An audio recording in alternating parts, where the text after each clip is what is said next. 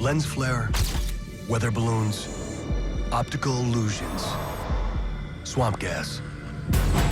95% of all UFO sightings can be explained and quickly discredited. But 5% have enough eyewitnesses and factual evidence that they demand to be taken seriously. Journalist Leslie Kane has been researching these cases for over 10 years, focusing on the most credible evidence and witnesses. I've worked with high-level officials, pilots, generals, and a former U.S. governor to show that there is a physical phenomenon that exists. A huge triangular object. Dark gray oval. Like a UFO type thing. Now, new evidence, audio recordings, radar data, and never-before-heard witness testimony make these sightings part of the select 5% that is impossible to ignore. It's time to correct the record once and for all.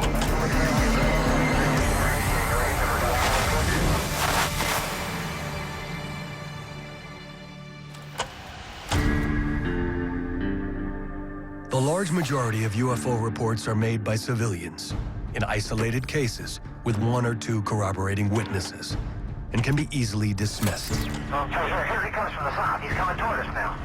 That's unreal. But when a sighting occurs over a nuclear-armed American military base at the height of the Cold War and is seen by 60 Air Force personnel for 45 minutes, it demands closer scrutiny.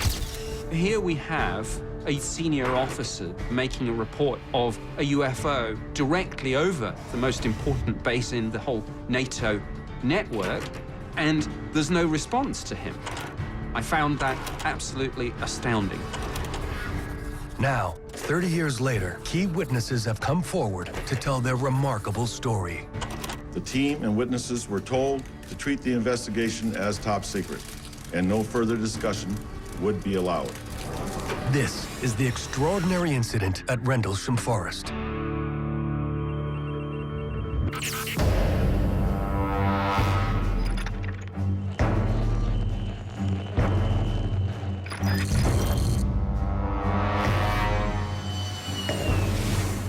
My name is Colonel Charles Halt.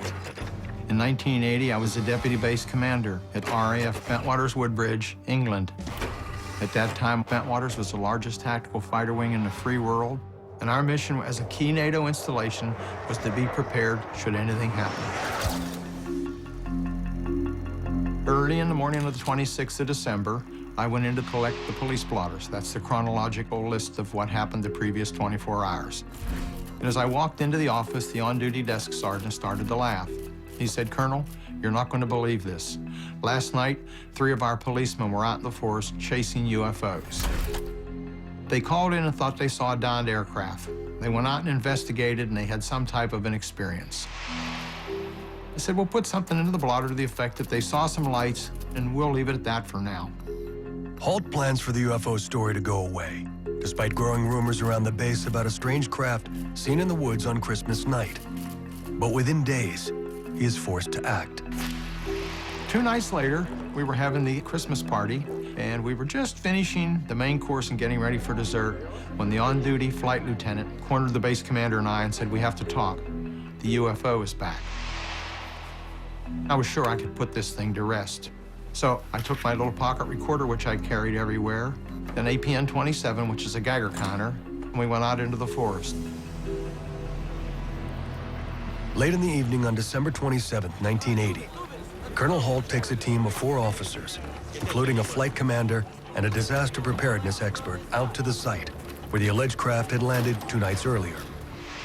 And lo and behold, I find half our security force out there. 5, 6, 7 vehicles, Jeeps, 6-passenger pickup trucks, and they're trying to light up the forest.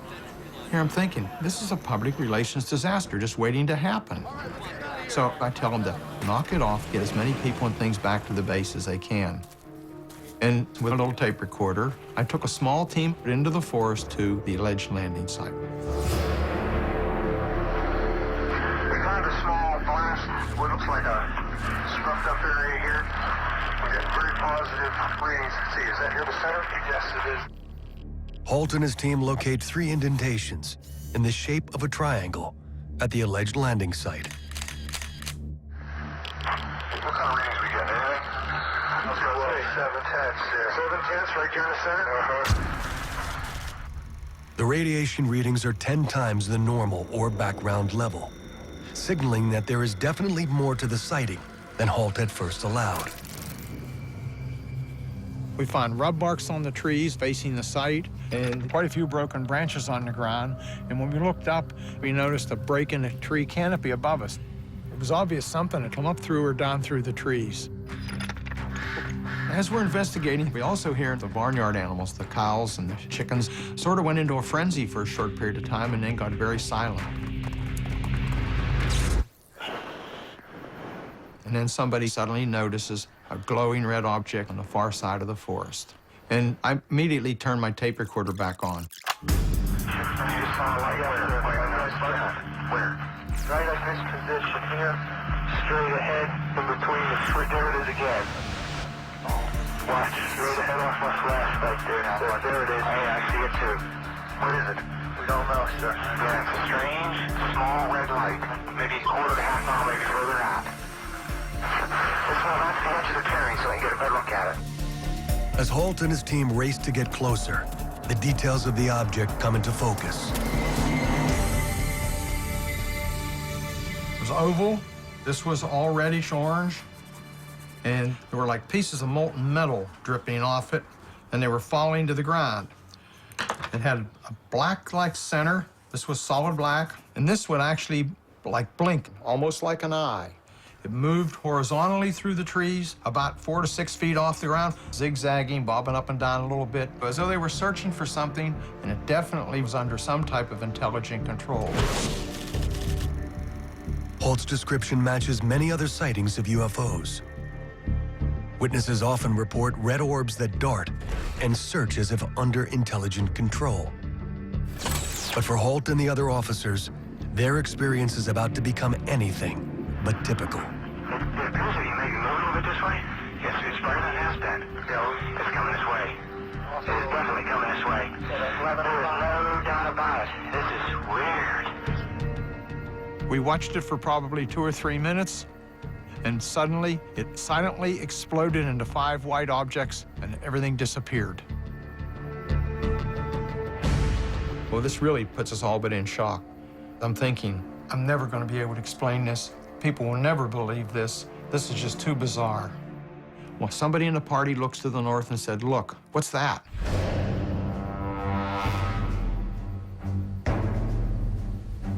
And we see 4 or 5 objects that are elliptical with multicolored lights, probably 3,000 or 4,000 feet in elevation, and they're moving at high speed with sharp angular movements. We hear a lot of chatter on the radios, and we were having difficulties the whole time, too. There was a lot of interference. Some say that sending down a beam into the weapons storage area, and we were all extremely nervous about what was happening. Moving up fast. There's one on the right heading away, too. Yeah, who's heading north? Oh, here he comes from the south. He's coming toward us now. Suddenly, one comes overhead and stops. It sends down a beam at our feet. When the beam came down, we stood perfectly still. I don't think anybody moved. Everybody just stood there in shock. And it's going through my mind, there has to be some type of a reason for this. Is this a communication? Is this a weapon? Is this a warning? What do we do now? Halt and his men are transfixed by the craft looming overhead. The sight is something unfamiliar to these trained military professionals. Never seen anything like it. And while we're standing there, just as suddenly as it appeared, click, it's gone.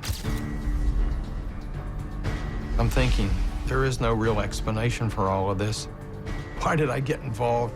This is not exactly career enhancing. Over 60 Air Force personnel are reported to have seen a UFO during the 2 nights that comprised the Rendlesham incident. According to witnesses, this really shook up the base. This was during the Cold War.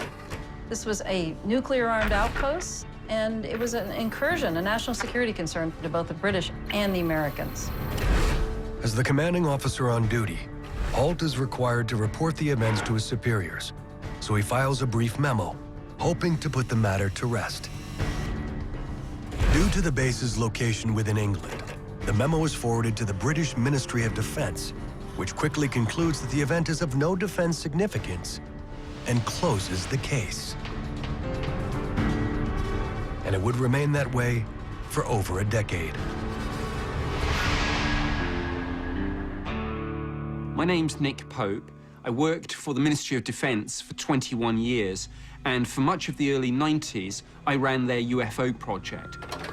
My job was to investigate sightings and determine whether there was evidence of any potential threat to the United Kingdom. In 1994, Nick Pope instigates a cold case review of the Rendlesham Forest incident. One of the things that prompted me was the apparent lack of any formal response to Colonel Holt's report. Here was one of the most senior officers ever to go on the record, making a report of a UFO landing in close proximity to two of the most important bases in the whole NATO network, and there's no response to him. I found that absolutely astounding. Pope begins an exhaustive 3-year study, uncovering several key errors in the investigation, including a confusion over jurisdiction. The Rendlesham Forest incident involved the twin bases, Bentwaters and Woodbridge. Now, of course, these were United States Air Force bases, but on British soil. So there was total confusion about who was in charge. Another problem was that the landing site had not immediately been cordoned off. People were coming and going, contaminating the site. It should have been searched thoroughly with a metal detector. Soil samples should have been taken. This didn't happen. Years into his review, Pope uncovers one of the most critical failures of the original investigation. I was looking at the question of whether or not the UFO was tracked on radar. One of the witnesses said that for an instant there was an uncorrelated target that was hanging over the bases for about 2 or 3 sweeps of the radar, and then it disappeared. But when the Americans made the report to the UK, the date was wrong. So, of course, the Ministry of Defense were looking at the wrong night. And by the time we realized the error, the radar tape had been destroyed. The original investigation had been fatally flawed. But Pope would go further than simply detailing the failures of the original investigation. Soon he would encounter an eyewitness who came close enough to touch one of these remarkable craft and produce striking images of a landed UFO unlike any he had seen before. It was very clear to me that we did have solid evidence that an unidentified object or objects was operating over the UK.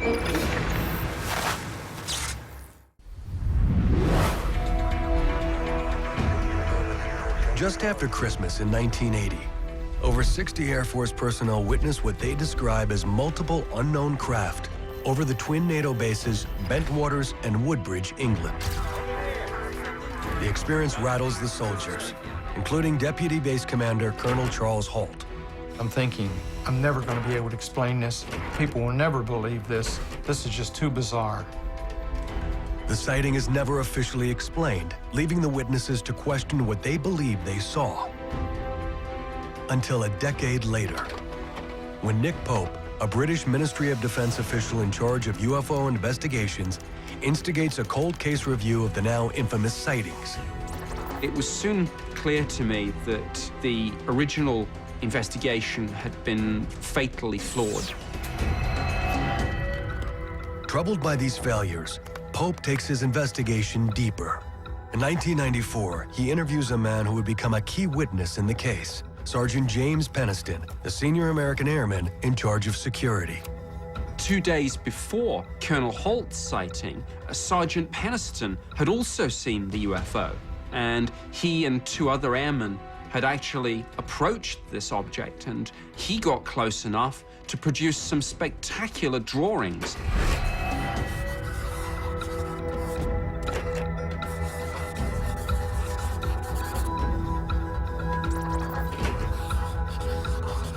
Peniston clearly got very close. See the essentially triangular shape here. And it's interesting to note that indentations were found at the landing site in the shape of a triangle, and peak radiation readings were recorded in those 3 indentations.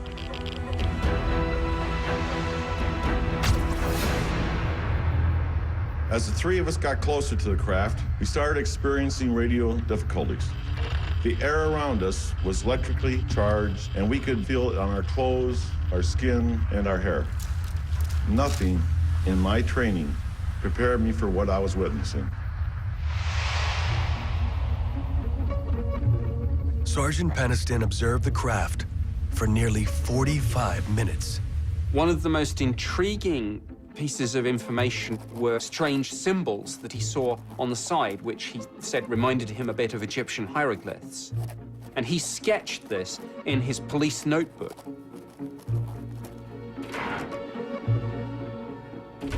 Many years after the incident, Sergeant Peniston decides to step out of the shadows and speak publicly about his sighting. Over 80 Air Force personnel, all trained observers, witnessed the takeoff. The team and witnesses were told to treat the investigation as top secret, and no further discussion would be allowed. I think in looking back at the Rendlesham Forest incident, it was very clear to me that we did have solid evidence of a compelling UFO case, that an unidentified object or objects was operating over the UK. The Rendlesham Forest incident is now considered one of the most conclusive UFO sightings in history and includes several archetypal characteristics seen in the most credible UFO cases. Triangular and disc-shaped craft that move silently and accelerate instantly to unknown speeds. It stands as a benchmark against which all other UFO cases can be measured. And when you add in all the cases that involve high-level military people, government officials, pilots, cases that have been officially investigated, you have a body of evidence that simply can't be ignored. There's something very, very strange. But what happens when an entire city witnesses a UFO reported to be as large as 2 or 3 football fields? Was the shape of a boomerang. A large black object coming right towards us. Thought I was going to pass out because I was so enthralled in looking at this thing. And I said, that's not a mile long. In 1997, thousands in Phoenix, Arizona witnessed an enormous craft. Do these lights belong to visitors from outer space? It was being blasted all over the television, so people were going outside of their houses and looking up in the sky. Now, new evidence is introduced in one of the most enduring UFO cases in history. All hell broke loose, basically, and we had a complete lockdown. Official explanations are dissected.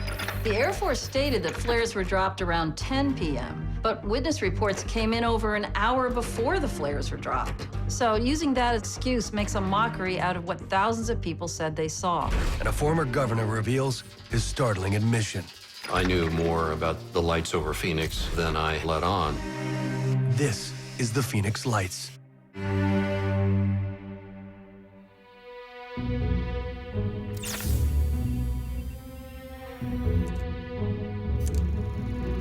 I'm Fife Samington, the former governor of Arizona, and in the spring of 1997, there was a very unusual event that occurred while I was the governor. I guess some people refer to it as the lights over Phoenix. It was Thursday night, March 13th, 1997, 8:30 p.m. My daughter Monica came running in to say there was something coming over the end of Camelback Mountain. And so 4 of the kids got up, ran out, and I ran out with them. And I looked to the north. My wife and I saw 3 bright white lights in triangle formation coming right towards us. It had 5 big lights in front, and it was the shape of a boomerang. It was a solid craft, silent, very low to the ground. And the thing that took me was the size. Profoundly enormous, profoundly massive. I mean, we don't even have shopping centers this big. We stood and watched it come, and it floated directly over our house. And it was probably 5 to 6 minutes that we had full view of this. My wife and I, we just stared at each other. And I looked her right in the eye and I says, we just saw our first UFO.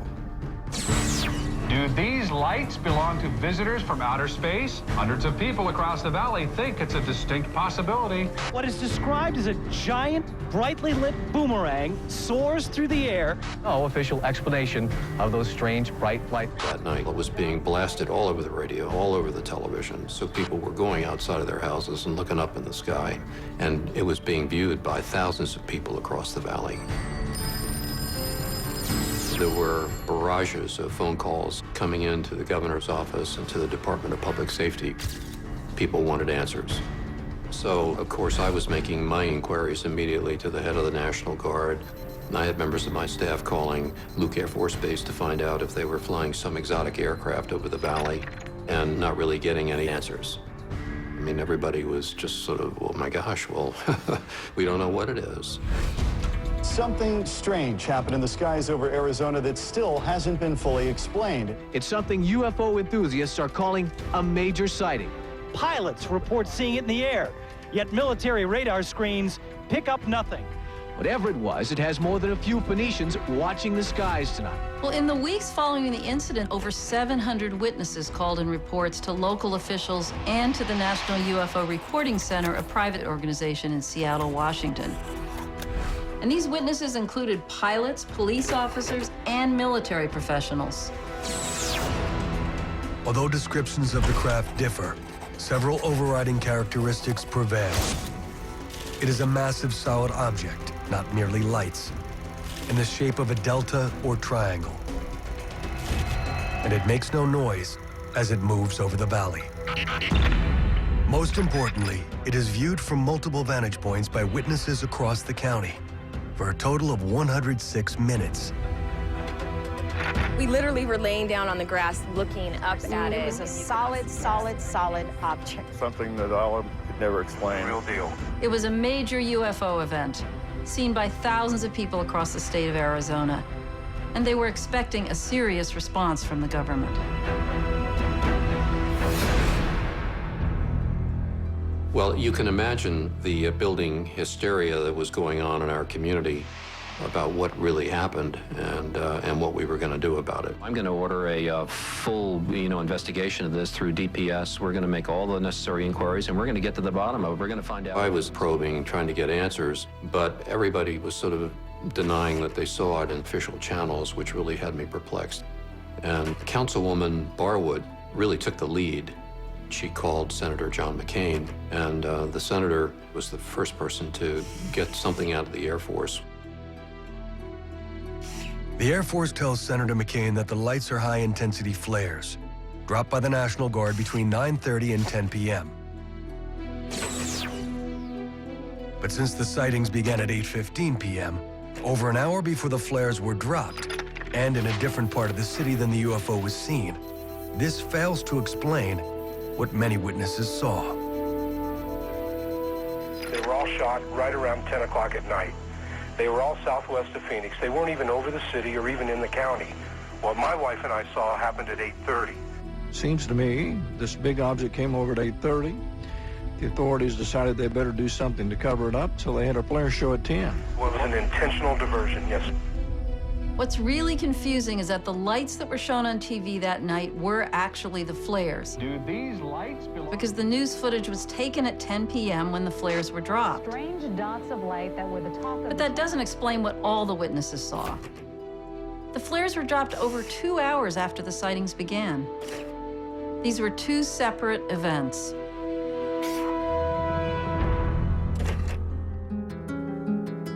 Casting further doubt on the Air Force's explanation is this never-before-heard recording of a call made by an airman at Luke Air Force Base to the National UFO Reporting Center early in the morning on March 14th.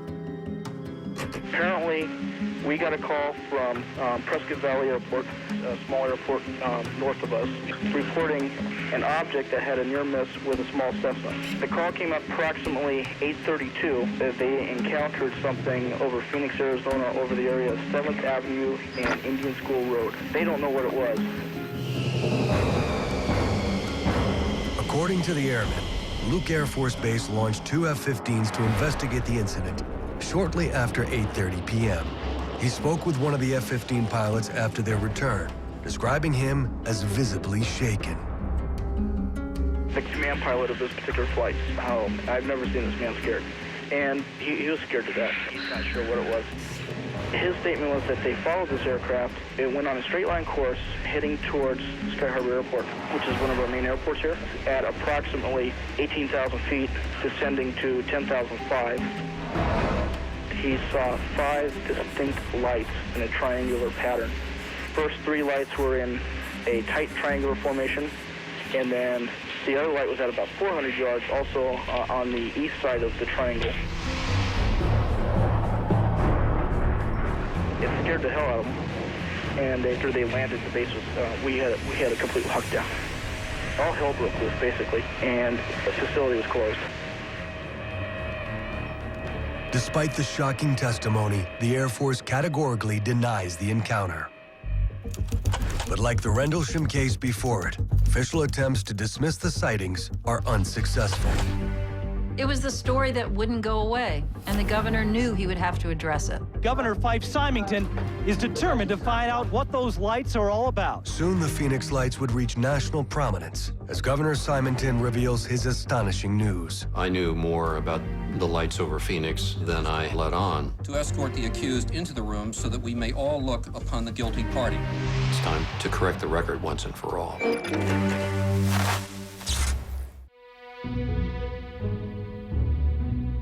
But when you serve in public office, you have to be very careful dealing with sensitive, incendiary subjects like UFO sightings. Well, I'm going to order a... The fact of the matter is, if you're a public official and you start talking about UFOs, you really get attacked. It's unbelievable. So we start tonight with those strange dots of light. The left side... In 1997, thousands witnessed a UFO over Phoenix. Reports described a delta-shaped craft, several football fields in length. Like the craft at Rendlesham, it was viewed from multiple vantage points by witnesses across the county for a total of 106 minutes. Thousands of people saw it, and there was quite a buildup of public interest, almost close to hysteria. UFO enthusiasts all over the country... 3 months after the sighting, USA Today features the Phoenix Lights on its front page, forcing Governor Symington into the spotlight.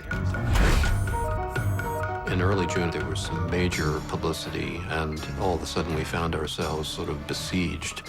So I organized this press conference to try to get people to kind of climb off the emotional mountain a bit. On June 19th, Symington holds a news conference to announce the mystery has been solved. And now I'll ask Officer Stein and his colleagues to escort the accused into the room so that we may all look upon the guilty party. Don't get him too close to me, please. Now, this just goes to show that you guys are entirely too serious.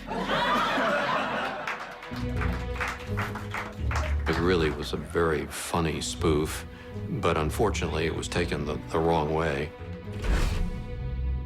It was an insult, and I'm greatly offended, as are many, many witnesses, because a lot of people could have came forward. But instead, they became reclusive. They refused to talk about it because of this, because of the ridicule. I was angry over it because I know what I saw, and I did not like that kind of attitude. When this thing was over my house for 5 minutes, someone should care. Someone should care. That press conference, it really did upset a lot of people, and I regret that. But what really bothered me was that I knew more about the lights over Phoenix than I let on. And I should have talked more openly about my own experience sooner. On March 13th, I was having dinner with my family. We had the TV on, and I was well aware of the news about the UFO. So I said, I'm going to jump in my car, and I'm going to go down Lincoln Drive past Squaw Peak and see if I can see what's going on. When I got here, there were people milling around, just enjoying the park. And I was here for probably 5 or 10 minutes, and somebody said, look at that, and out to the northwest, this great big, massive craft, probably around 3,000 or 4,000 feet, took out a whole chunk of the sky, and you could see other aircraft in the distance, but airplanes look like little toothpicks compared to the size of this craft. And it came right at us, made not a sound, and just moved almost sort of gently and smoothly, not that fast. It just glided over Squaw Peak. And we had a magnificent view of it silhouetted. Governor Symington observes the object for nearly a minute before it speeds away across the valley. It just all of a sudden disappeared. You know, I served in the U.S. Air Force, and I've been flying all my adult life. I've never seen anything like that before. It obviously had unbelievable aeronautical capabilities, something way beyond anything we have in our inventory, that's for sure.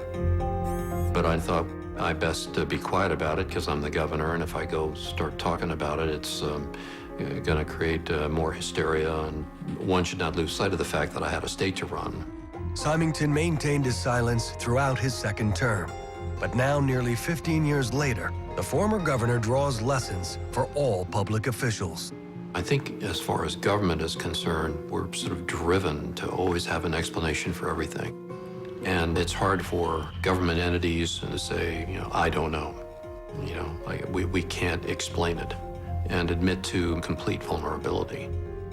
And now I'll ask off. But I learned a hard lesson about this subject based on personal experience.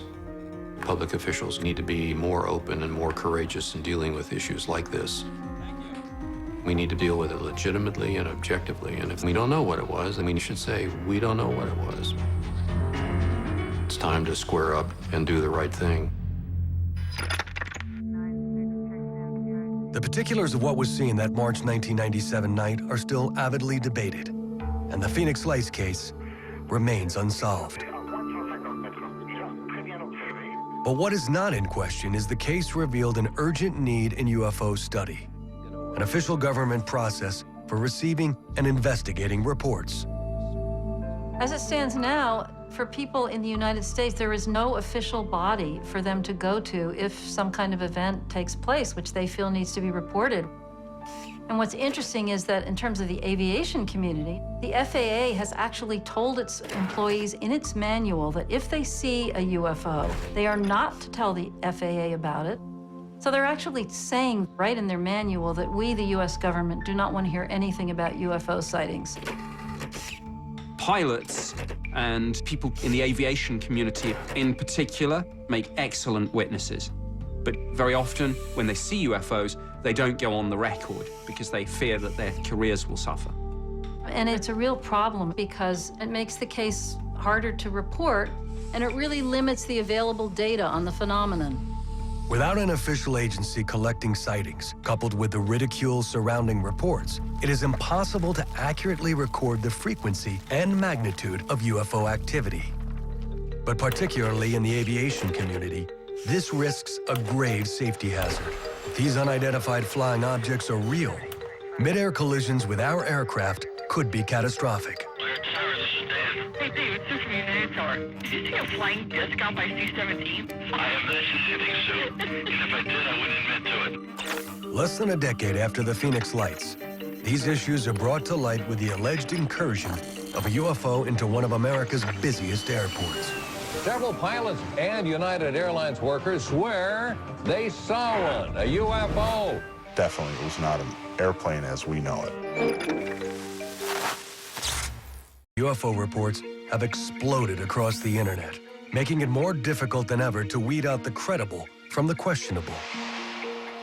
In response, a handful of experts are applying rigorous investigative and scientific standards to evaluate evidence of this phenomenon. One of these is veteran journalist Leslie Kane. I've been looking into the UFO subject for about 10 years, always focused on the hardcore factual information. Radar evidence, the photographic evidence, the physical evidence that have been studied in laboratories, and not on more conspiracy-oriented material that's floating out in the culture and all over the internet. In January of 2007, I was struck by an amazing story that was on the front page of the Chicago Tribune. A number of employees of United Airlines witnessed a disc-shaped object. It looked like a metallic disc hovering over the United Airlines terminal, specifically over gate C-17. And this was at rush hour, a busy afternoon around 4:30.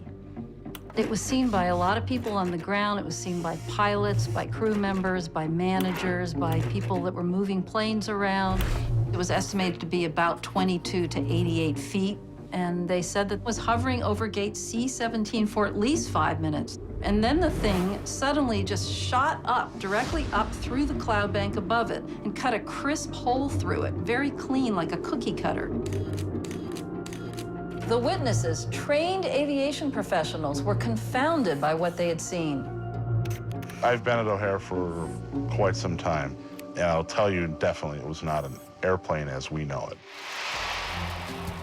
The O'Hare case adds to the growing mountain of UFO data, echoing the common characteristics of earlier UFO sightings. It was a disc-shaped object that hovers silently and accelerates instantly to unknown speeds. But the most critical piece of evidence is yet to be revealed. Hey, Dave, it's from United Tower. Hey, did you see a flying disc out by C-17? It was start soon. Several months after the incident, Kane obtains a copy of the control tower tapes, which includes a never-before-heard recording of a United Airlines supervisor calling in to report the sighting. Okay, I'm sorry. What can I do for you now? All right. I told Dave there was a disc flying outside above Charlie 17, and he thought I was pretty much high. But I'm not high and I'm not drinking. Yeah. Someone actually has a picture of it, so if you guys see it out there. A disc? Like a frisbee? Like a UFO type thing. Yeah, okay. Okay. Hey, I'll keep a field eye for that. All right, okay, bye. This is, very, very important evidence. It shows that there was something there. It was reported to the tower, but it was still treated like some kind of a joke. And I believe that that's at least partly due to the FAA policy of discouraging UFO reports. Even though this was in restricted airspace, a busy airport in the middle of rush hour, and nobody knew what this thing was going to do. I mean, this was a serious hazard. So the FAA initially didn't say anything. But once these tapes were released, they had to say something. Under public pressure, the FAA releases a cursory explanation 2 months after the sighting. Well, the first thing that the FAA told people was that this was some kind of light reflection off the bottom of the cloud bank. They said it was the airport lights can do funny things on the clouds. But the problem is the airport lights had not even been turned on yet. The second explanation that the FAA gave was that it was a weather phenomenon, most likely what is called a hole punch cloud. A hole punch cloud is a natural phenomenon that is caused by ice crystals falling from above a cloud down to a cloud bank below and melting a hole in the cloud. The problem is you have to have freezing temperatures for this to occur. Well, we know for a fact that it was too warm at O'Hare that day. The temperatures were not below freezing at the level of the cloud bank. So it is an absolute physical impossibility for that event to have been caused by a hole punch cloud. Ultimately, the O'Hare case and the FAA response to it are typical of how the U.S. government handles UFO sightings. First, they avoid having to talk about it at all, but if that becomes impossible, the authorities will just throw out whatever explanation they think might fit, whether it's plausible or not. And it's a real problem. This has happened countless times for decades. It's a standard operating procedure for cases like this. Despite the current situation, there was a period in U.S. history where open scientific study was encouraged, and sightings were actually welcomed by the government. For the past 3 years, a large number of perfectly sane and reliable people have been involved in this flying saucer business. We read about them, talk about them, wonder about these reports of strange phenomena in the skies. I am inclined to believe that it's of an extraterrestrial origin. Back in the 50s and 60s, there were a lot of sightings that were being reported. There was a lot of coverage in the media, and officials could not figure out what was going on. And it was during the Cold War. So there was heightened concern in the general public about unexplained things in the sky. So the U.S. government set up an agency within the Air Force called Project Blue Book. And its purpose was to take reports from the public and to investigate cases. Project Blue Book officially launches in 1952, with its 5-person staff receiving over 1,500 reports in the first year alone. I was driving north on 101 highway at about 3 o'clock in the afternoon. I noticed a terrific blue flash past nose of my airplane. I looked to my right, and there in the sky were 3 tubes of fluorescent light. And it went over me, practically right over my head. The object traveled in a straight line. I counted 8 of them, proceeding directly out to sea. And I began to hear a hissing, whistling sort of a sound. A beautiful, silvery, pink-tinged moonlight. Between 1952 and 1969, Blue Book receives over 12,000 UFO reports, nearly 800 of which are unresolved. It is soon clear that the scope of the UFO phenomenon is far greater than the small Air Force office can handle. Blue Book was plagued from the start. It was understaffed, incompetent in certain ways, and eventually it just became like a public relations exercise for the Air Force. So in 1966, it was decided that its future would hinge on a government-funded study commissioned at the University of Colorado. The university study is headed by Dr. Edward Condon, physicist and former head of the National Bureau of Standards. Condon was biased against UFOs from the beginning. In fact, in a 1967 article, he was quoted as saying, "My attitude is there's nothing to it. But I'm not supposed to reach that conclusion for another year." The Condon report is completed in 1968 and includes some valuable analysis of unresolved UFO cases in its nearly 1,500 pages. But that goes largely ignored in favor of the 2-page summary written by Condon himself, which declares that further scientific study of UFOs is unwarranted.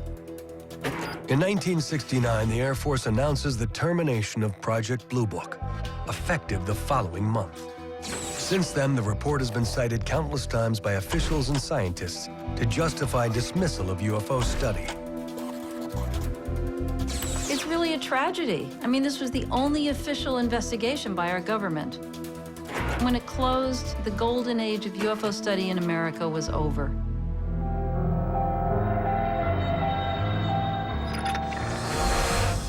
Since 1970, many cases have challenged the assertions behind the close of Blue Book. But a 1986 sighting near Anchorage, Alaska would produce standout evidence that demands to be taken seriously. Yeah, that's 1-2 again. On some other equipment over here, we have confirmed there is a flight size of 2 around your 1550 squawk. Where is he following us? It looks like he is, yes. In this case, a captain with 30 years of flight experience puts his reputation on the line by reporting an enormous craft that follows him for nearly an hour. An encounter that would yield the longest recorded data of a UFO to date. Hard evidence that would be brought all the way to the White House. They were all excited about it. So I said, "What do you think it is?" He says, "Well, it's a UFO."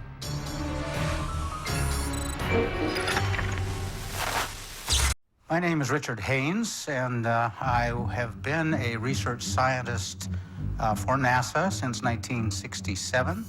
My interest in unidentified aerial phenomena goes back 30 years at least. When I was a skeptic, I was just quite convinced that I could explain the phenomenon.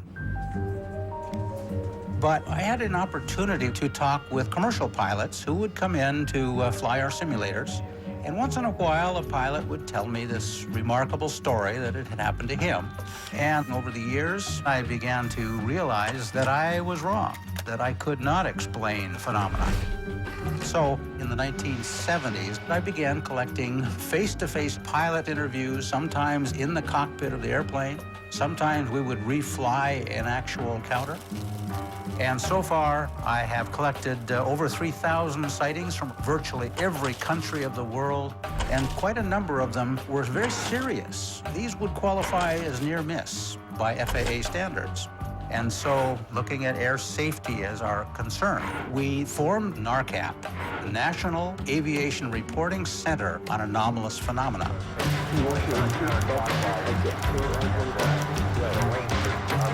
NARCAP is a reporting center for pilots and air traffic controllers who would like to make a report of their sightings in a completely confidential manner.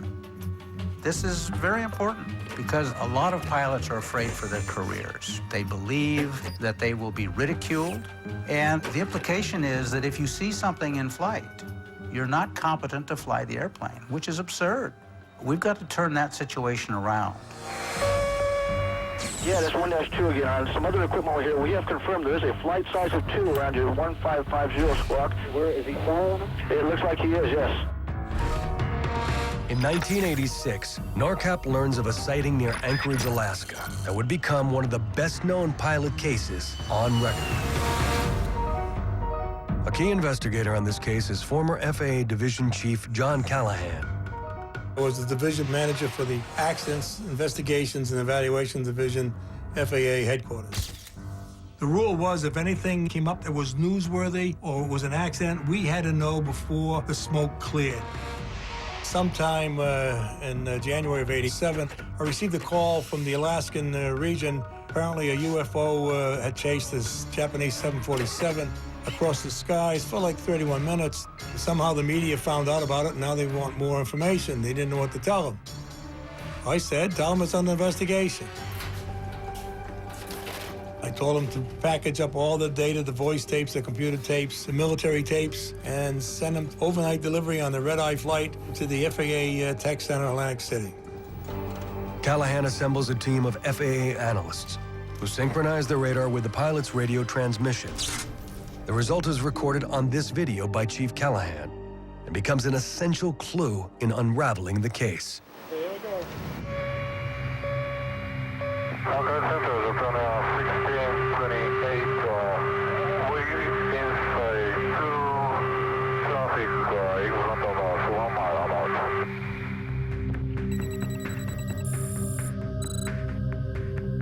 Captain Kenju Teruchi, a senior captain for Japan Airlines, flying a 747 cargo flight from Paris to Tokyo.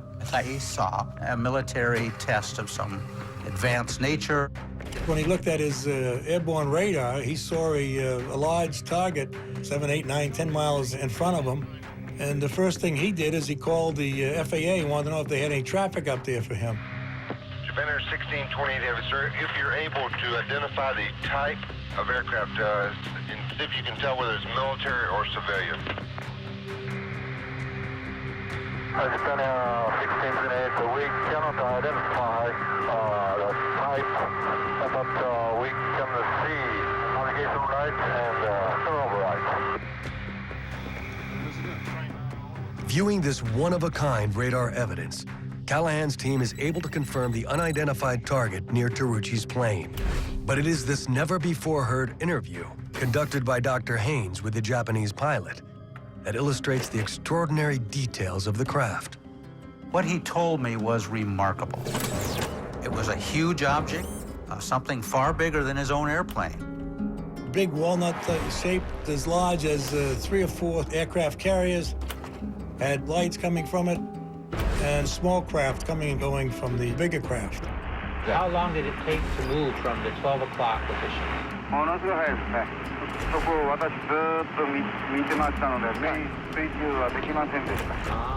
Captain Teruchi made no excuse for being afraid. He said he was fearful. The captain and his first officer were expecting a collision and were bracing themselves. That's how serious this was. The Anchorage controller clearly takes the sighting seriously because his next step is to confirm the unidentified target with nearby Elmendorf Air Force Base. Okay, it looks like I am getting some search primary return. I don't know if it's erroneous or whatever, but... It's not erroneous. I want you to keep a good track on there, and if you can pick up a code. If you do not have any aircraft operating in that area, though. That is firm. We do not have anybody up there right now. The military guy sees those targets. The controller working the radar sees these targets. According to the pilot, there's a great big ship out here, and that stays with them for a while. Japan Air 1628 Heavy, sir, I'm going to request you to make a right 360-degree turn and advise me what your traffic does then. Thanks, As Captain Tarucci was approaching Fairbanks, he received permission to carry out a 360-degree turn. He wanted to try to get away from that object that was on his left-hand side. His supposition was that the object would continue in a straight flight, and he would bank to the right and leave it behind.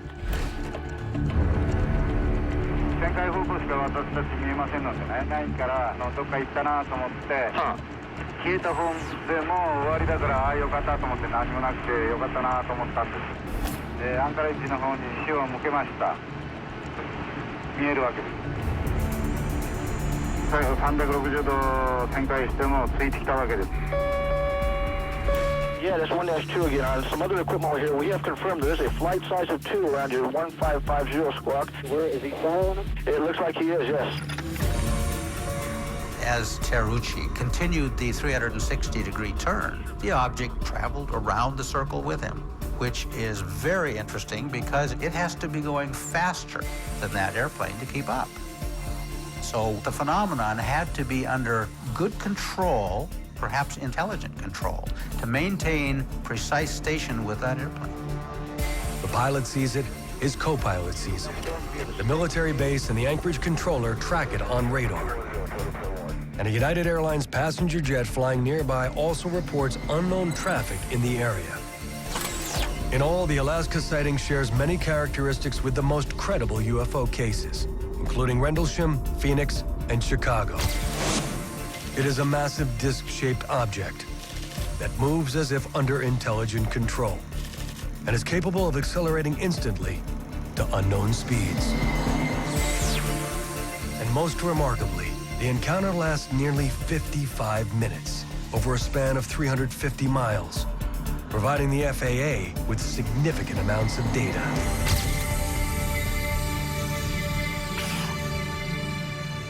I had the analysts put together a chart that would explain every hit around the 747. And even a blind man could see there was a target there. But I'm thinking it's the stealth bomber, figuring who believes in UFOs. When Callahan returns to Washington, a meeting is arranged with the White House scientific team to review the materials. There was 3 scientists from Reagan's staff. There was 3 guys that said they were with the CIA. And I played the tape 3 times for them. When the video got done, they were all excited about it. They're drooling. They can't wait to get their hands on all this data. This is the first time they ever had more than a few minutes of radar data to go through. And then the CIA guy, he steps forward and he says, this event, pointing to the TV monitor, never happened. We were never here. We're confiscating all this data, and you're all sworn to secrecy. So I said, what do you think it is? I'm still thinking it's the stealth bomber. He says, well, it's a UFO. 2 months after Callahan's meeting, the FAA releases an official explanation for the sighting, which, like the Phoenix and Chicago cases, seeks to explain away the phenomenon. They said it was a split beacon. It was a ghost target. It was ring around. It never happened. But the Japanese pilots do not see ghost targets. They don't see ring around. They don't see split beacons. We only see a dot or a slash on radar. You have to rely on the pilot telling you what's there. Captain Tarucci decides to go public with his encounter at great personal risk to his reputation.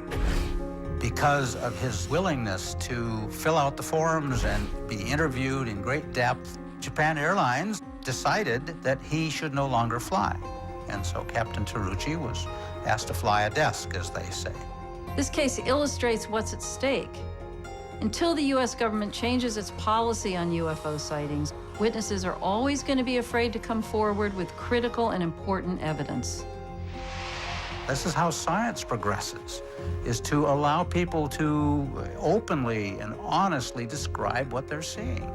We're never going to get to the bottom of this phenomenon until we have an open disclosure.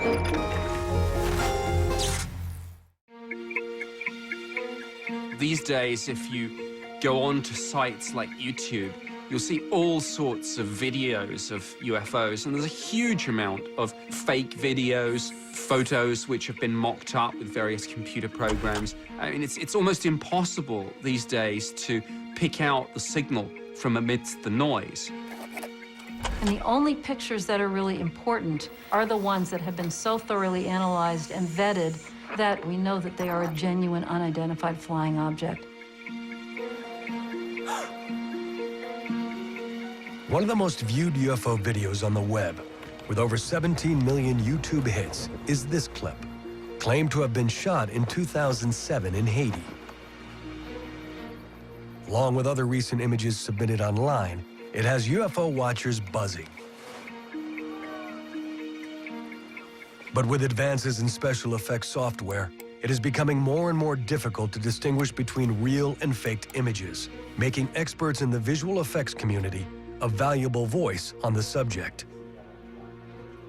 I'm Doug Trumbull. I make movies that have to do with science fiction, special effects. I worked on 2001: A Space Odyssey, Close Encounters of the Third Kind, Blade Runner, Star Trek: The Motion Picture. And so I do motherships and spaceships and UFOs for a living. We have a situation right now where everybody who has a laptop can make a fake UFO. I can make a fake UFO on my cell phone. I mean, it's just all over the place. My personal belief is that I'm convinced that there is something very real. But I've never seen a photograph that I couldn't duplicate or fake digitally or optically or photographically and make it look just like that. And so I'm my own worst enemy in that respect because I know what's possible. On break from his latest project, Trumbull shares his opinion on the authenticity of the 2007 Haiti video. I think it's really good. I don't buy it as a real UFO or UFOs, but I think it's a pretty well done special effect because they're doing very dynamic camera moves. They're matching the irregular movement of the camera to the movement of the object. They seem to have kind of aircraft-like ballistic trajectories, and it all kind of makes sense, like they're flying in formation. But there are a number of things happening here that kind of give away the illusion to a certain extent. Let me just freeze on this. You know, look at these two palm trees. They're identical. That frond, this frond, that frond, that frond. These are actually a photo composite of one palm tree put in two places. So it's really the same palm tree twice. That doesn't happen in nature. It's absolutely impossible. There's other things that happen, like when this thing goes through the trees, even though this seems to be an extremely bright light, it's not affecting these fronds at all. There should be more light happening up in the fronds of the tree, so you'd get a little twinkly light and some interaction, but there isn't any, because that's a much harder thing to do. So, good job, but I don't buy it.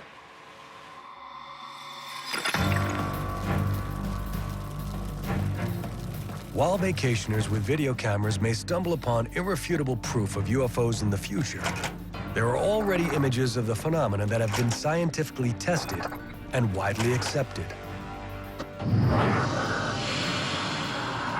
Des personnes affirment avoir vu longuement et à plusieurs reprises The Belgian sightings of the late 1980s and early 90s are some of the most widespread in history, with over 2,000 well-documented and researched reports by pilots, police, and military professionals. I thought this is an intrusion of our airspace. We have to find out because it's an air defense issue. The 18-month epidemic of UFO sightings rattles the Belgian government and brings the scientific community its most conclusive piece of UFO evidence to date. I look at it and said, oh my God, that's too much. My feeling at the time, I must admit, it was a fake. This is the Belgian wave.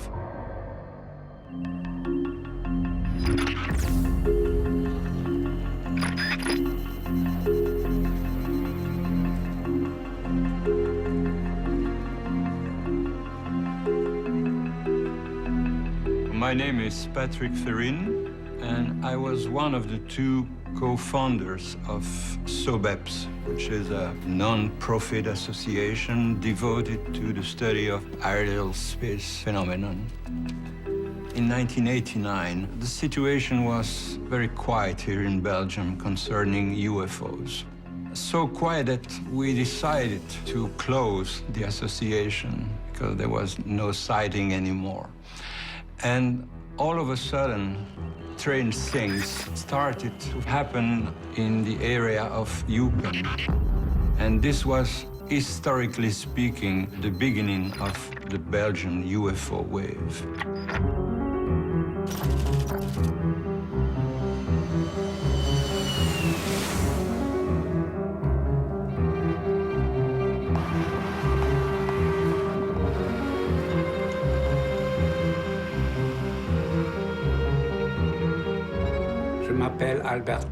My name is Albert Kreutz. On the evening of November 29th, 1989, I was the dispatcher at the Eupen police station. At around 5:30 p.m., a team of police officers informed Kreutz of an object flying over a nearby field and reportedly lighting it up like a soccer stadium.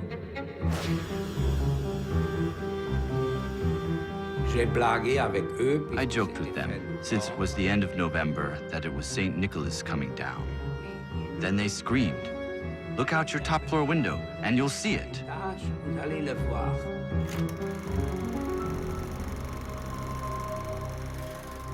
I go to the window, and I see the object about 200 or 300 meters in front of me, like a boat, floating in the sky.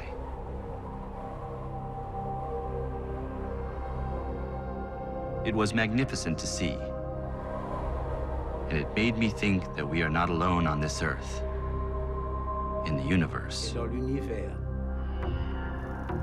I found it beautiful.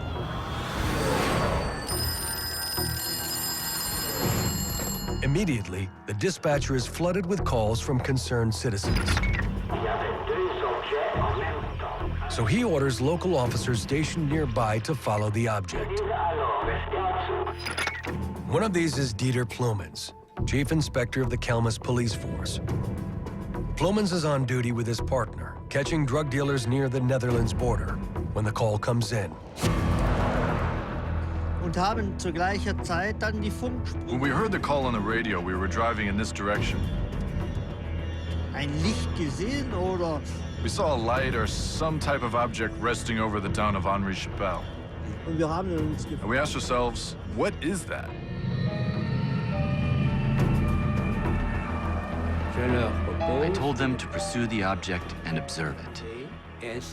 So they followed it to Henri Chapelle, where the object hovered motionless over the Beloy retirement home.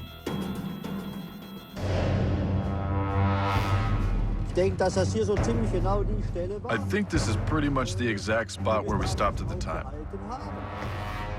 We saw a huge object above us with round lights on 3 corners.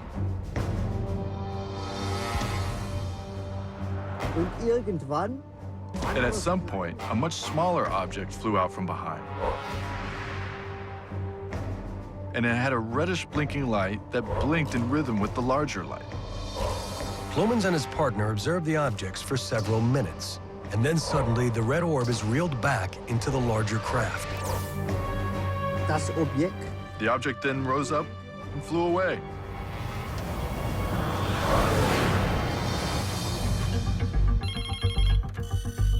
Kreutz and Plumens' accounts are among the many that began to flood in that night. In all, a total of 13 police officers called in reports of an unidentified triangular craft spotted in 8 different locations around Eupen. Over 60 additional civilian reports are made that evening, producing a concentrated mass of sightings that would soon bring international media attention and compel the Belgian government to respond. It was really an historic night because the sighting reports were all so similar. But the big surprise was that this was only the beginning.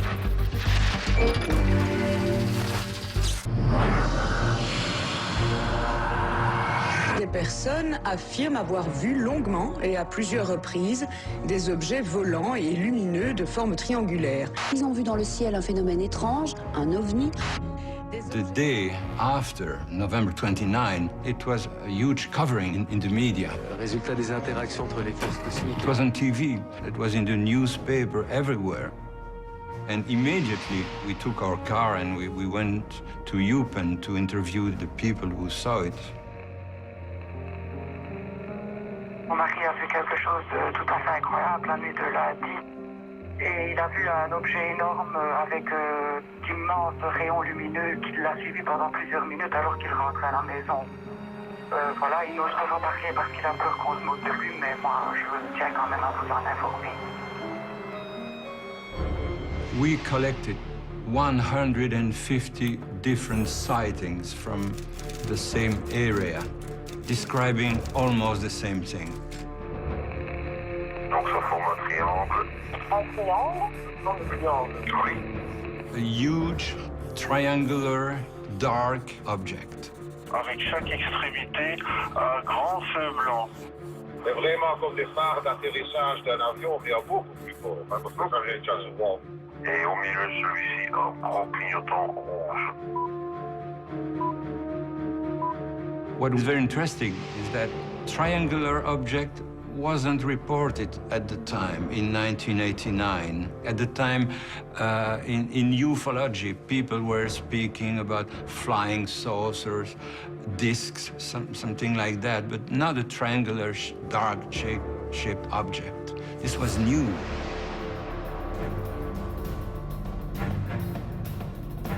The Belgian sightings of November 29th garner international attention, prompting an immediate response from the government. A point man is assigned to head up the government inquiry. Major General Wilfred de Brouwer, head of operations for the Belgian Air Staff. In 1989, I was in charge of protection of the airspace of the country when a total of 143 sightings were reported in the area of Eupen.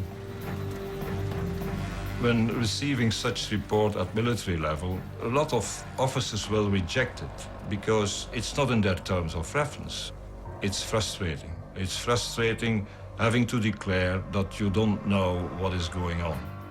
So when it came to my office, I wanted to react in the same way. But I thought this is an intrusion of our airspace. We are the country hosting NATO. We have to find out because it's an air defense issue. De Brouwer's first action is to contact the U.S. Embassy to find out if any stealth flights had taken place in the area without warning them. No, they came back very quickly and confirmed formally that no such flights had taken place over Belgium. So that wiped out that theory. But the sightings continue, including many cases where several people were involved in a single sighting. Police officers, military and government personnel, and an Air Force weather forecaster. Highly credible witnesses, all of them convinced that they saw something exceptional. One of the cases that most intrigues de Brouwer occurs just 2 weeks after the initial sightings, when several witnesses report a triangular-shaped craft near the rural town of Ernage. De Brouwer is particularly struck by the account of Colonel André Amand, a civil engineer who is also director of infrastructure for the Belgian Army. I was driving from my house, my wife by my side, to go pick up my son at the Gembloux train station. I noticed 3 yellow panels moving parallel with me beside the road. Under them was a pulsating red light. I did not understand what it was. My wife said it's probably just a plane. But I wanted to see it, so I slowed down. And the object stayed with my car. So I accelerated and slowed down 2 or 3 more times. And every time the UFO would catch up with me. Then the UFO traveled behind the Sarnez woods. So I turned left and stopped on a small hill in front of a farm.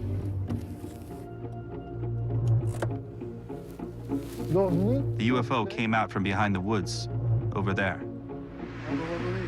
I saw a huge, bright white beacon come over until it was about 100 meters in front of us. You could hear traffic on the highway and a train going by about 1 kilometer away. But at no point could you hear any noise coming from this object only 100 meters in front of us. We observed it for 6 to 8 minutes. And then my wife says, "Andre, come on, get in the car. I don't like this." And at that point, the great white beacon retreats and it darts away to the southwest in about the time it takes to let out a breath. In my experience, that kind of acceleration requires a very large amount of energy that wouldn't be possible without materials that could superconduct at a low temperature. Et actuellement, 20 ans après. And today, 20 years later, I know one thing. There is no man-made object able to do what I saw that object do that day. Not then and still not now. C'est pas possible. It's impossible. Colonel Amman sends a report to the Ministry of Defense and is one of the many military professionals who convinces the Belgian government action was necessary. We decided to set up a procedure to launch, in the future, aircraft to try to identify these sightings, but on conditions. First of all, witnesses would report to the police. They would confirm the sighting, and then they would call a radar station which had the authority to scramble F-16s.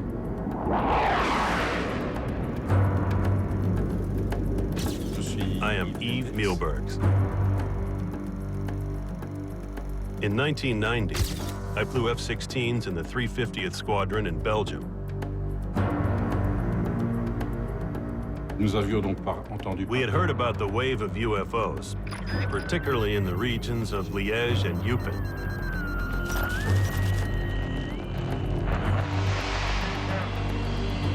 On the evening of March 30th, 1990, Mielberg's unit is informed of a string of UFO sightings around the town of Louvain. We immediately took off in formation, 2 F-16s flying east of Brussels. Our goal was to intercept or come as close as possible to the objects and try to identify it as best we could. Maintenant, voyageons en direction sud, à une vitesse extraordinaire. Libre pour l'investigation. Contrôlez l'armement. The speed at which the object was moving, the large variations in altitude and course, were particularly unique.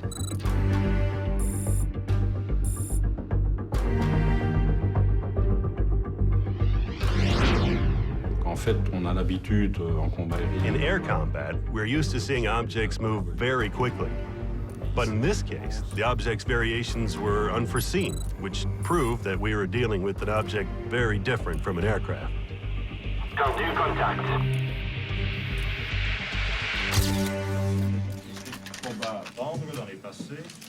Voilà, ici vous voyez le vecteur de l'objectif 300 degrés, vitesse 999. Vitesse normale? Bon, la vitesse d'un avion normal à cette altitude est l'ordre de 350-400 nœuds. Ça, c'est l'horizon. Under pressure from a hungry press and public, De Brouwer holds a press conference to discuss Mielberg's flight. Voilà, ça c'est une vitesse de 1010 nœuds. Donc ça, c'est la vitesse maximale qu'on a enregistrée. The F-16s registered objects that were flying at a normal speed, but suddenly turning and accelerating to speeds which were much higher than the speed of sound. Now, this cannot be done by any conventional aircraft. Donc, les accélérations ont passé de 150 à 500 nœuds dans une fraction de seconde. Unfortunately, only one of the F-16 radar tapes provided sufficient information to analyze, which meant that we couldn't compare the tapes, to exclude electromagnetic interference, which is a reflection of an object, sometimes on the ground, that can go through the atmosphere and bounce back to the F-16 radar. 100% sûr que vraiment il y avait quelque chose. Ça c'est clair. Due to the failure of the secondary radar recording, government officials cannot verify the pilot's account. But Mielbergs remains convinced. Personally, I believe there was an object at that location that day. We had ground witnesses, radar stations, and airplanes. 3 different sources watching the same object at the same time in the same place. There was something in the air that night.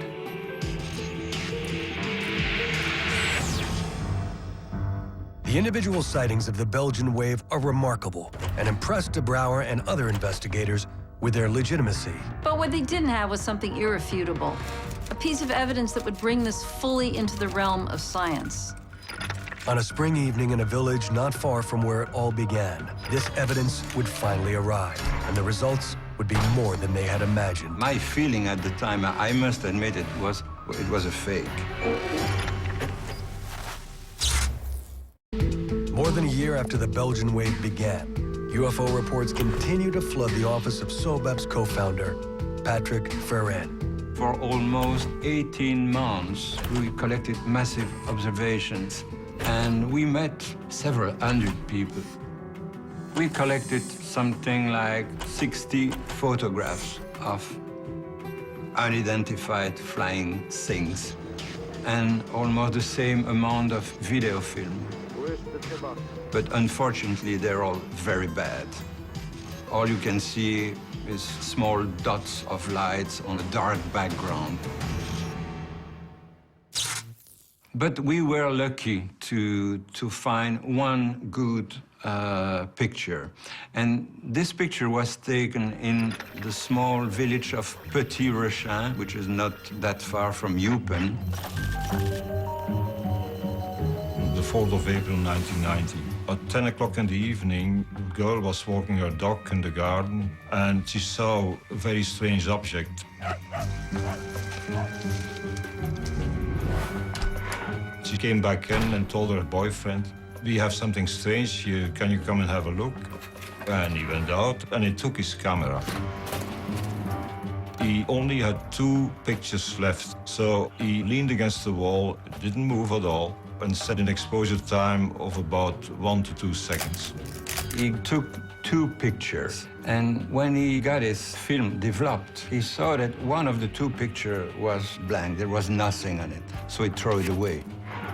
But the second one was interesting. He saw 3 lights and something reddish right in the middle, but that was all.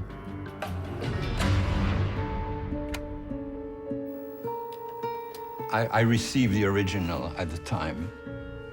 I looked at it and said, "Oh my God, that's too much." My feeling at the time, I must admit, it was a fake. So I built a small model, and I tried to reproduce what was on the slides. And I immediately understood that it was not a model.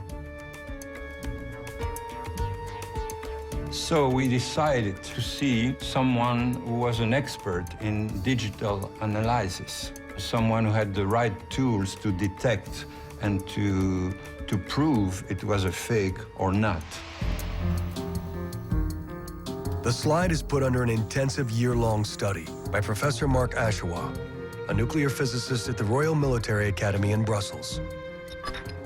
Professor Ashewa's analysis of the blue component of the slide showed that one side of the triangular object is perfectly in focus, but 2 other sides are blurred. This proves that there is an independent movement of the object. It was not a fake. The slide is further analyzed by scientists around the world, including Professor André Marion, a nuclear physicist at the University of Paris-Sud. Professor Marion discovered that there was a magnetic field around that object, because he observed a pattern like iron filings behave in a magnetic field. Professor Marion's findings trigger speculation that the craft may have moved using a magnetoplasma dynamic propulsion system, an electrically powered engine that uses a magnetic field to generate thrust. Such a system could also account for the lack of wind and noise reported by witnesses. In the history of UFO study, The Petit Méchant photograph stands out as one of the most convincing pieces of evidence of a sighting to date. Not only does it reinforce thousands of reports from across Belgium, but it reveals many shared attributes of the most credible UFO cases. It is a triangular craft that moves silently and accelerates instantly to unknown speeds. And what's interesting about the Belgian sightings is that we in the UK had a very similar wave of sightings 3 years afterwards. Many of the witnesses talk about a large triangular-shaped UFO with 3 lights on the underside of the craft and a larger, slightly dimmer light in the center. So it's clear that in both cases, governments are looking at this and are coming to the conclusion that we are dealing with a real phenomenon. The Belgian wave is remarkable not just for the sheer number of sightings, over 2,000, but for how well they were reported and officially investigated. It lasted for almost 18 months, and all of a sudden, everything stopped. Of the 2,000 reported cases, 650 were investigated, and out of the 650, 500 remain unexplained. The question remains open, what is it? And I don't know the answer, that's for sure. I can only say what it was not. It was no aircraft, no helicopter, no blimp, no Zeppelin, no ULM, no RPV, you just name it. The Belgian wave remains a mystery. And even now, 20 years later, witnesses are left with more questions than answers. I'm frustrated because after 20 years, no one has a valid explanation. Indeed, there were 2 objects in the sky. We have no other explanation. I had never seen such a flying object before that day or since then. And to this day, I still don't know what it was. Is it something extraterrestrial? Could be. I can only say what I saw.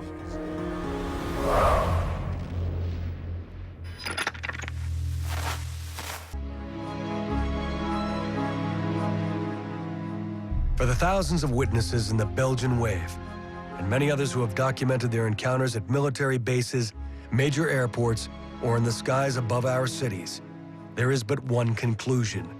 There is something out there, and we need to take it seriously. The difficulty, of course, of studying UFOs, if in fact they are manifestations of some advanced civilization, is that we are more or less in the same position of, let's say, laboratory mice attempting to understand the civilization of biology technicians in the laboratory. It is just beyond our imagination.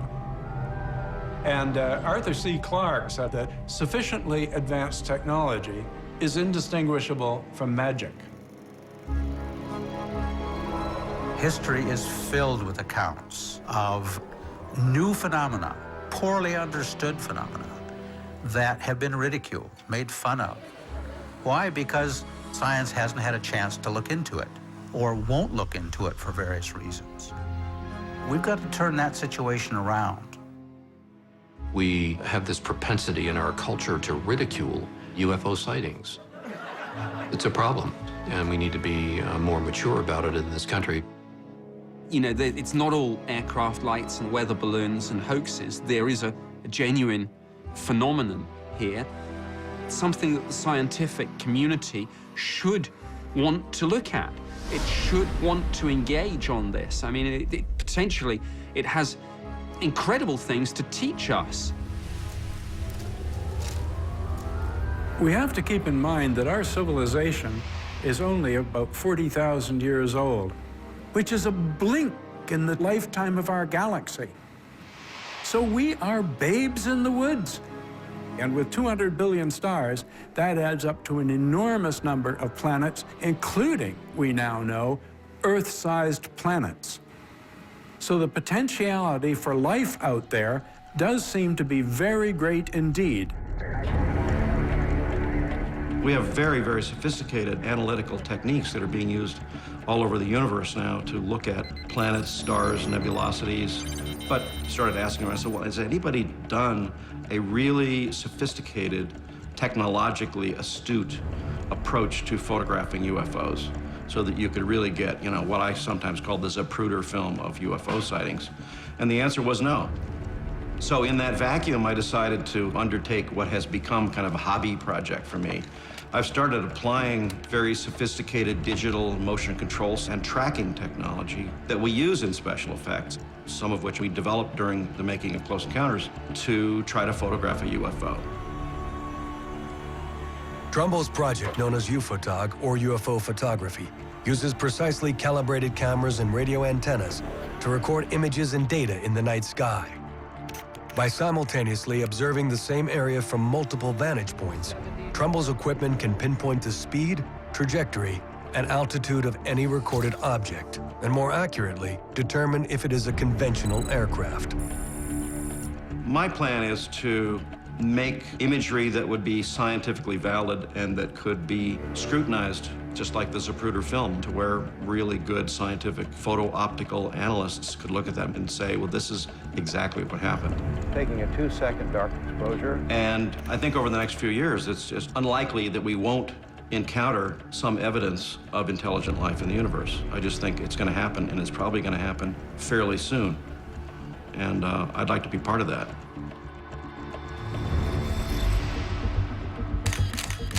It's really an exciting time to be involved with UFO research. And there seems to be greater chances that we're going to capture even more solid data. But we also have to be extremely careful to hold it to the absolute highest standards.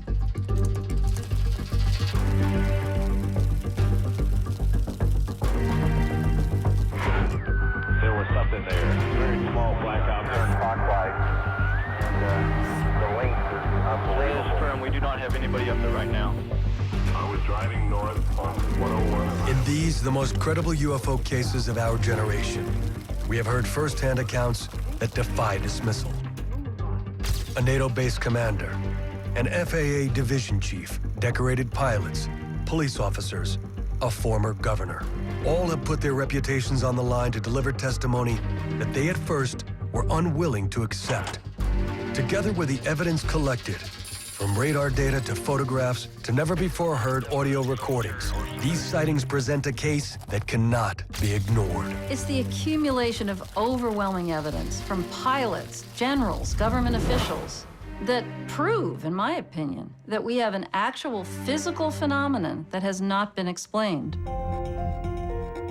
It's time to embrace this information and the new reports much more openly. The command pilot of those particular flights, he was scared to death. He's not sure what it was. Was the shape of a boomerang. Huge triangular object. As large as 3 or 4 aircraft carriers. And it came right at us, made not a sound. It definitely was under some type of intelligent control. It's coming this way. It is definitely coming this way. 3 tubes of fluorescent light. Dark gray oval. Like a UFO type thing. It looked like someone poked a hole in the clouds. It just all of a sudden disappeared. No doubt about it. This is